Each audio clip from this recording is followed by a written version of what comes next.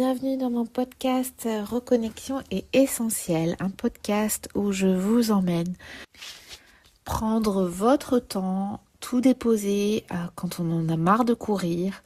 Je suis Stéphanie Vincent, coach, maman de 6 enfants et ça m'arrive souvent de courir et d'avoir des moments où je m'oublie. Donc c'est vraiment cette pause que je vous propose de partager pour du coup revenir sur nos besoins, nos valeurs, nos émotions, avec toujours des images comme je les aime bien, des mots qui résonnent, des petits pas à tester, pour ne pas juste comprendre, mais aussi ressentir et aller vers des choix plus alignés.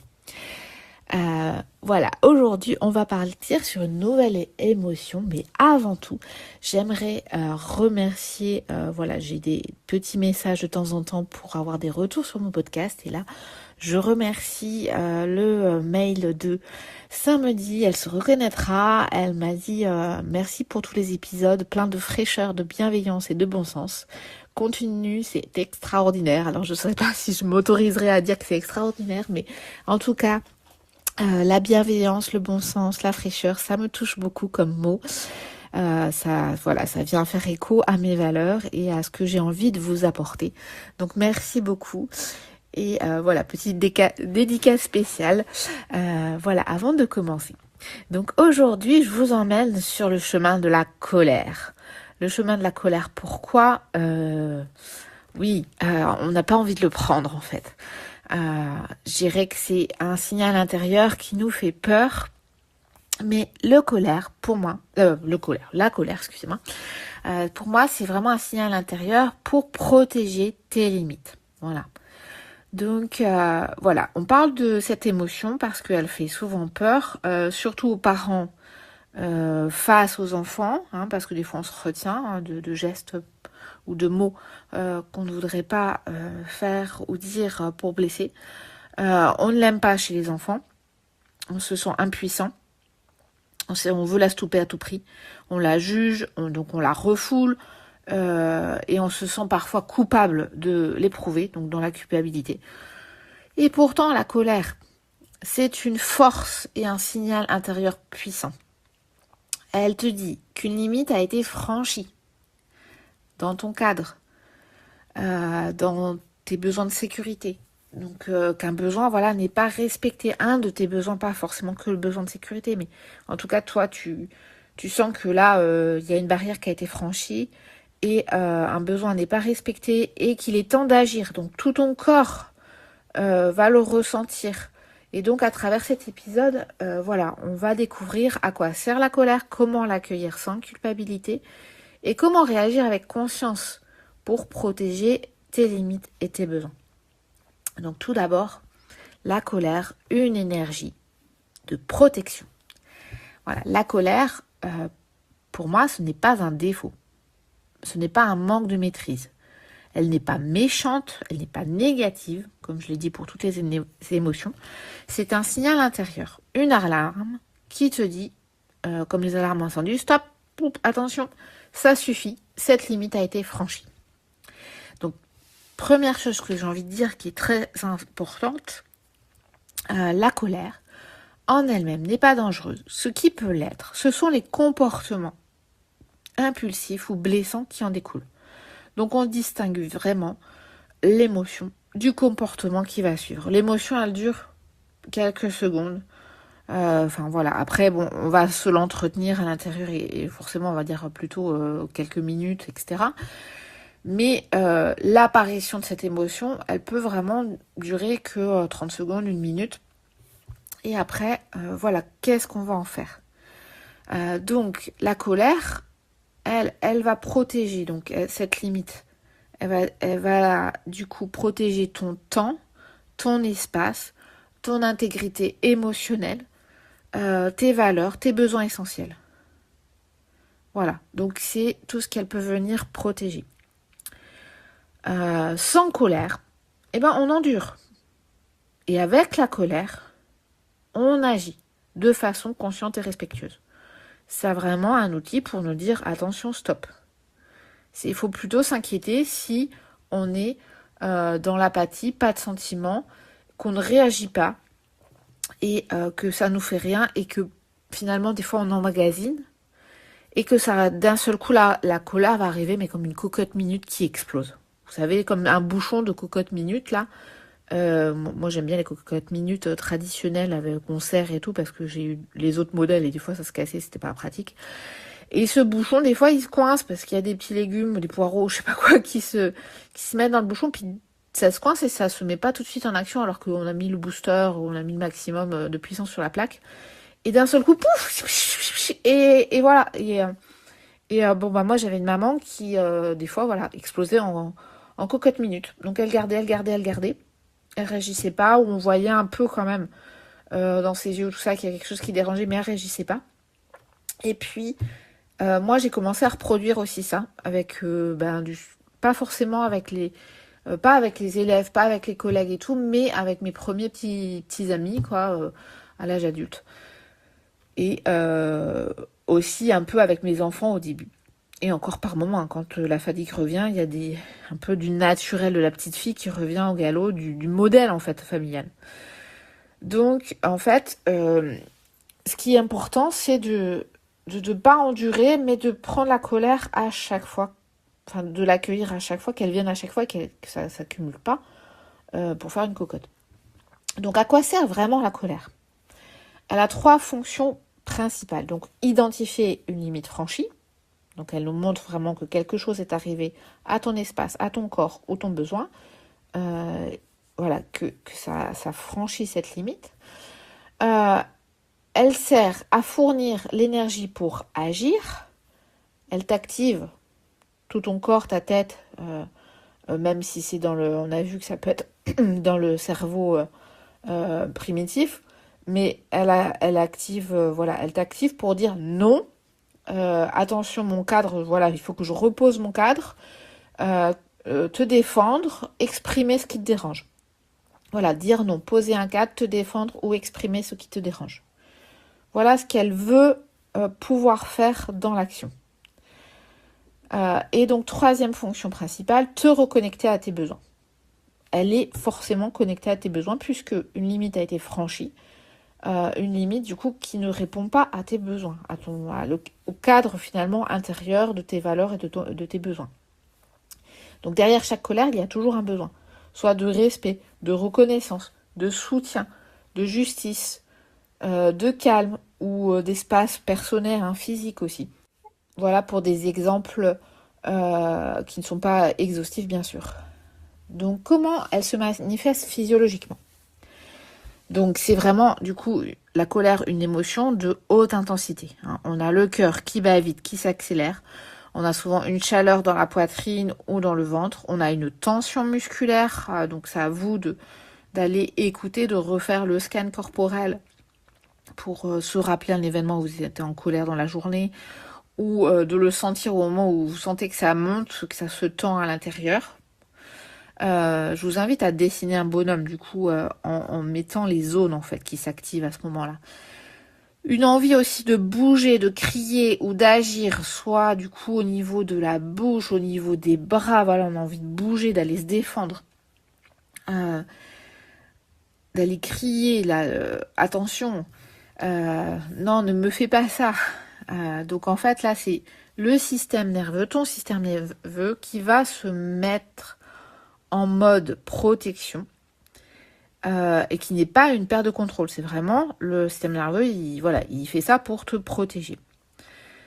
Donc, voilà, je l'ai dit auparavant, avec l'image de la cocotte minute, il faut accueillir la colère plutôt que la refouler.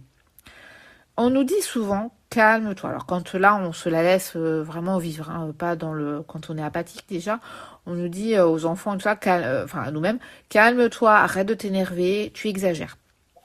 Personnellement, que ce soit ma mère ou moi, quand les autres en face me disent calme-toi, allez, ça va passer, arrête de t'énerver et tout, ça m'énerve encore plus. Et genre, coup de boost à la colère, quoi. Je supporte pas, tu vois. J'ai l'impression que voilà, le besoin de reconnaissance, que mon besoin de défense n'est pas reconnu, n'est pas normal. Voilà, donc voilà, on nous dit souvent ça. Et en fait, le fait de refouler la colère, on va la stocker dans le corps. On va la transformer aussi en rancune. Moi, j'ai de la chance, je suis très peu rancunière, enfin, un peu, mais j'ai du mal à faire la tête. C'est pas un truc, je peux pas, je suis trop dans la relation, l'amour des autres et tout, donc je peux pas. Mais je connais des personnes qui la transforment en rancune, qui boudent, qui en veuillent, qui coupent des relations. Et donc, aussi risquer une explosion plus tard, comme je disais. Donc, accueillir vraiment la colère, ça va être donc déjà la ressentir, la sentir arriver, nommer l'émotion, voilà. Donc les mots là aussi, comme on a vu dans le podcast précédent sur la joie, on va passer de irrité, hein, ça nous chatouille un peu, agacé, ça commence à nous gratouiller un peu plus, contrarié, on commence à froncer les sourcils, à se serrer, tout ça, exaspéré, là, ça commence à déborder, là, l'image du vase qui déborde, tout ça, la goutte d'eau, etc. À furieuse, là, ça y est, on explose, quoi. Deuxième, donc, nommer, donc ressentir et nommer l'émotion, voilà. Ensuite, respirer, donc pour réguler le corps. Donc quand on sent, voilà, qu'elle monte, on nomme ou on met sur l'échelle, comme j'ai dit la semaine dernière, on met sur une échelle si on n'a pas forcément le mot parce qu'on est dans l'émotion. On se dit, oula, je suis à 3, 4, oulala, ou sinon, oulala, je suis déjà à 7, 8, attention. On respire, on en prend conscience, on fait le scan corporel pour voir où c'est et on souffle, on essaye, voilà, de la reconnaître, l'accueillir. Et on souffle, voilà, pour simplement dire oui, tu as le droit d'être là, je t'écoute et je réagis avec mon corps en conscience. Et j'écoute ton message. Voilà, 4e partie, j'écoute le message. Quelle limite a été violée? Quel besoin n'est pas respecté? Qu'est-ce qui me dérange là? Et on écoute soit les premières images si on est visuel, soit les premiers mots qui viennent. Souvent, moi, j'ai un mot comme ça qui vient, ou une image qui vient, et souvent, c'est très parlant. Et on se le note. Soit, bon, c'est un petit vocal sur le téléphone, on le note sur son agenda vite fait. Et c'est pas forcément le moment pour aller creuser et tout ça, et se faire une séance de psy à soi-même. Mais voilà, on se le note, on dit oui, je t'ai écouté. On a écouté le corps, on a écouté la colère. On a soufflé, on a respiré.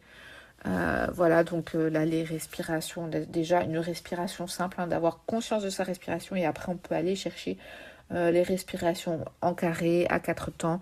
Voilà, il y en a plusieurs types sur internet, trouvez celle qui vous convient à travailler en amont ou après pour que ça vienne naturellement pendant. Et donc choisir le comportement. 5e étape, choisir le comportement. Voilà, tu peux agir, poser un cadre, t'exprimer sans blesser. Voilà, normalement, la tension est un peu redescendue grâce à la respiration, le fait de s'écouter. Et on va pouvoir dire non, là, stop, et ne pas hésiter. Si on n'a pas les mots pour dire là, ça me convient pas, telle limite a été déterminée. Non, là, je ne peux pas t'entendre. Je reviens vers toi plus tard. Voilà, simplement laisser passer du coup le ressenti et dire à l'autre attends, stop, là je ne suis pas en état, je reviens vers toi plus tard. J'ai besoin d'aller un peu me calmer, il y a quelque chose qui m'a dérangé, je reviens. Et donc on est dans le jeu, on n'est pas dans le tu qui agresse et on se laisse le temps de vraiment accueillir et de laisser passer avant de revenir plus tard, on a le droit. Donc rappel clé, la colère est un signal intérieur fort, elle n'est pas un danger en elle-même, c'est ce que tu en fais qui peut l'être. Voilà vraiment quelque chose qui est important à retenir. Maintenant, quelques exemples concrets de parentalité et de quotidien. Par exemple, en parentalité, par exemple, ton enfant répète la même bêtise malgré tes demandes calmes. La colère monte. Voilà, le message va être « j'ai besoin d'être écouté ». J'ai besoin aussi, au point de vue de l'autorité, tu vois, qu'ils comprennent ma demande et qui y répondent. Donc en fait, la limite violée, ça va être le besoin de coopération. Et l'action consciente, ça va être en fait de se mettre à sa hauteur, de dire clairement la règle, de proposer un choix cadré. Voilà.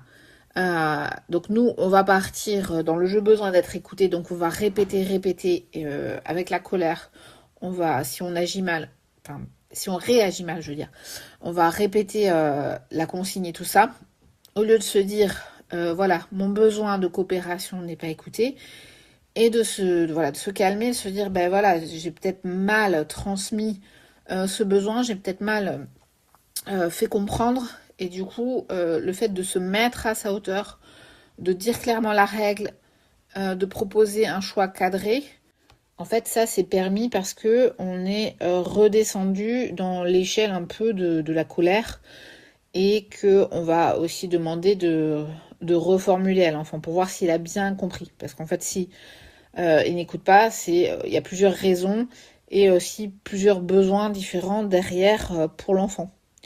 Donc ça va être permis si on redescend et qu'on reconnecte nos cerveaux avec le raisonnement dont on parlait dans les épisodes précédents. Donc un exemple de la vie quotidienne, un collègue qui te coupe la parole en réunion, ça irrite. Voilà, là, c'est léger, ça irrite. Le message souvent derrière, c'est j'ai besoin de respect. La limite violée, ça va être ton espace d'expression. Voilà, un espace, comme on peut parler d'espace physique, là, il y a un espace d'expression qui est violé. Action consciente. Je voudrais finir ma phrase, merci. Et dernier exemple, par exemple sur la charge mentale, tout est à faire en rentrant à la maison. Voilà. Par exemple, tout est en bazar, il faut s'occuper du ménage, il faut s'occuper de ranger les courses, il faut s'occuper aussi peut-être un reste de travail à la maison si on a un travail qui nécessite des rapports, des choses comme moi, enseignante, des corrections, etc. Il faut faire les devoirs, il faut faire le repas, etc. Et on voit que personne ne coopère. Du coup, la colère monte. Donc le besoin là, ça va être de soutien, d'équité aussi dans le partage des tâches ou de cette charge mentale. Le message que te dit ton émotion, c'est je ne peux pas tout porter. Et l'action consciente, ça va être de demander une répartition et de poser un cadre en fait par rapport à ce qu'il faut faire, comment le faire, comment on peut s'organiser ensemble en fait. Donc en fait de comprendre le besoin et le message que veut t'apporter ton émotion, ça va permettre en fait de redescendre vers une action consciente plus fluide, plus paisible et qui va impacter plus que de partir en fait dans l'exclusion et dans la colère. Donc en fait, voilà, j'ai déjà dit certains mots de nuances, de vocabulaire autour de la colère. Donc par exemple, on va les repréciser vite fait. Irrité, c'est la petite friction, le désagrément. Agacé, on commence une accumulation, une gêne qui persiste, donc qui est persistante. Et contrarié, quelque chose te dérange. Donc là, c'est plus qu'une gêne persistante parce que ça va te contrarier et peut-être aussi revenir dans des moments où tu es paisible, ou t'empêcher de dormir la nuit. Enfin voilà, des petites choses que tu commences à ressasser. Exaspéré, là on arrive à saturation, proche de la limite en fait. Voilà, on est proche de la petite goutte d'eau là qui va déborder du vase. Furieux, ça y est, ça a débordé, la limite est largement franchie et hors de moi. Explosion imminente, voire explosion quoi. Donc plus tu identifies précisément ton émotion et aussi donc son intensité, soit avec ces mots-là, soit sur une échelle de 1 à 10, plus tu vas garder la maîtrise et la clarté. Parce que tu vas sentir en fait progressivement, si tu arrives à analyser sur le moment ou une fois que tu es calmé, ou revenir le soir sur une situation de la journée, tu vas en fait percevoir cette échelle, percevoir ces différents niveaux, et la fois d'après quand ça revient, tu vas pouvoir te sentir monter en fait. À la fois grâce au scan corporel, de savoir, voilà, ça arrive dans telle partie du corps, ça réagit comme ça dans mon corps, et à la fois de maîtriser en fait cette intensité, en fait, de la percevoir. Comme sur un thermomètre, quand tu sais, bah là, je sens qu'il fait 19 ou 20 degrés, je vérifie sur le thermomètre, c'est ça. Là, je sens que je commence à pas être bien, j'ai un peu trop chaud, il commence à faire 25, 26. Là, j'ai carrément trop chaud, il fait 30 degrés. Voilà, je te donne plein d'images parce que je fonctionne bien avec les images, plein de mots aussi parce qu'il y en a qui fonctionnent avec des mots, et plein de sensations corporelles pour ceux qui fonctionnent avec le corps.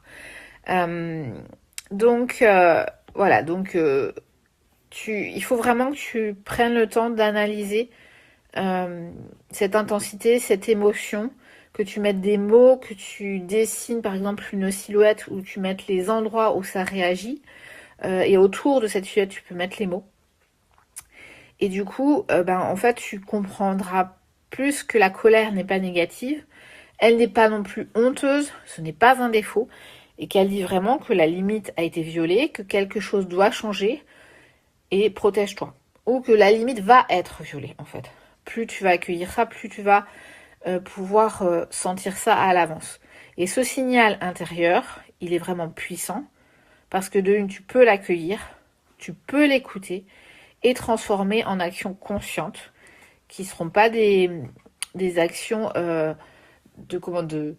automatiques, des actions qui te viennent de ton enfance, comme moi je faisais par mimétisme avec ma mère, par automatisme parce qu'on va réagir de la façon dont on le faisait dans le passé et que c'est finalement ce qui revient des fois quand on est fatigué, quand on a des douleurs menstruelles pour une femme ou des migraines, etc. Ou d'autres soucis qui viennent nous accaparer. Donc voilà, j'espère que cet épisode t'a aidé à voir la colère autrement. N'hésite pas à le partager avec une amie, une maman qui se juge quand elle s'énerve, avec aussi tes enfants, voilà, de leur dire qu'il y a plusieurs niveaux, qui sont capables eux aussi de voir, c'est intéressant aussi avec les adolescents, de voir aussi quand monte la colère, s'ils arrivent à percevoir à quel moment ça commence. Et puis, si tu veux approfondir, apprendre à écouter, nourrir tes besoins et poser voilà, des limites, ou être conscient de tes limites aussi, là, c'est ce qu'on a bien vu dans cet épisode, avec vraiment douceur et clarté avant d'exploser. Voilà, mon accompagnement est là pour t'y guider, donc n'hésite pas à revenir vers moi par mail, par message sur Instagram. Voilà, il reste quelques jours pour prendre un appel offert avec moi avant que je fasse une pause pour le mois de décembre et début janvier aussi. Donc je te souhaite d'apprendre à bien écouter, repérer tes émotions et d'en faire quelque chose de conscient, de plus serein et de maîtrisé. À bientôt pour le nouvel épisode avec la prochaine émotion sur la peur. À la semaine prochaine.